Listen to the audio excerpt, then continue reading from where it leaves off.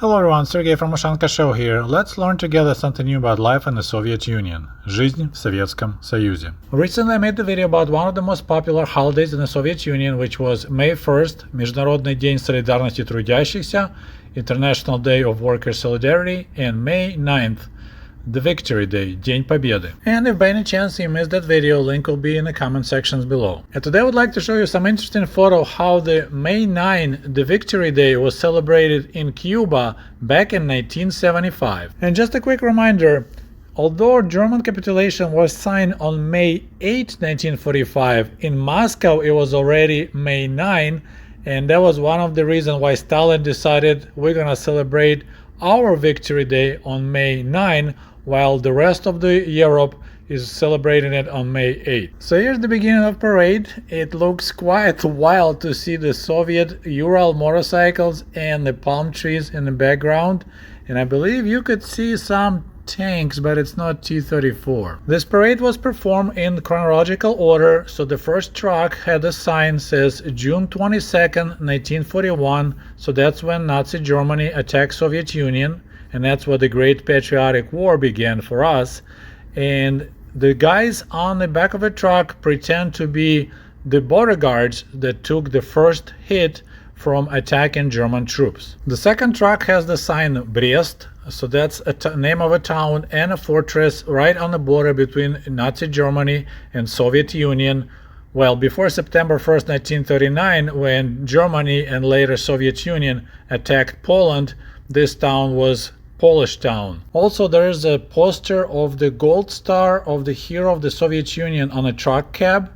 It's because Brest was awarded with this medal, and in 1965 it became Город Герой, the hero city. The next truck is Leningrad, which also became the hero city in 1965. And if you ask why 1965, well, it's 20th anniversary since the end of Great Patriotic War, so it looks like a lot of cities got awarded with the Golden Star of Hero of the Soviet Union. You may remember that Leningrad was surrounded in the beginning of the war, and from September 1941 till January 1944, so 872 days, Leningrad was in the blockade, and due to shortage of food, over 600,000 people, mostly civilians, died from starvation. The next truck is Sevastopol, the city in Crimea and the main base for the Soviet Navy on the Black Sea. The Germans arrived to Sevastopol on October 30th, 1941, and after so-called Героическая оборона Севастополя,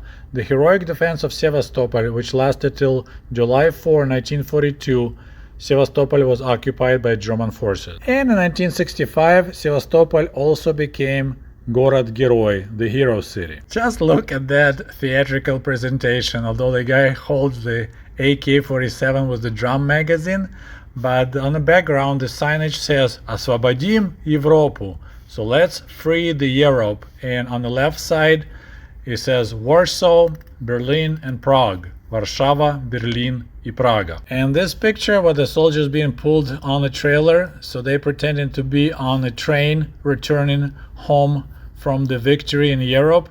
Some of the guys have fake mustaches and even beards, and they play an accordion, and the signage says in the back Домой с победой, so going home with victory. There's another group of Soviet soldiers playing accordion on the way home, and the signage behind their legs says Slava Советскому народу-победителю, Glory to the victorious Soviet people. And another banner says Всеми своими победами в Великой Отечественной войне мы обязаны КПСС, ее организующей и вдохновляющей деятельности. We owe all our victories in the Great Patriotic War to the KPSU, Communist Party of the Soviet Union, its organizing and inspiring activity. I believe I mentioned that before, but in Soviet history books of the 70s and 80s, there was no mentioning of Iosif Stalin. So during the World War II, it was Roosevelt in America, it was Churchill in Britain, it was Hitler in Germany, and Communist Party of the Soviet Union in the USSR. And I find this kind of curious, right? Just a friendly reminder. Hey, you own all your victories to us, the Communist Party of the Soviet Union. And of course, since the parade was going on in Cuba, it would be impolite not to mention about struggles of Cuban people, so here's the presentation of the Cuban military uprising under the leadership of Fidel Castro. Well, that's all I have for you today. If you enjoyed this video, please don't forget to click that like button, and thank you again for watching Ushanka Show. We'll talk to you soon. До свидания. Goodbye.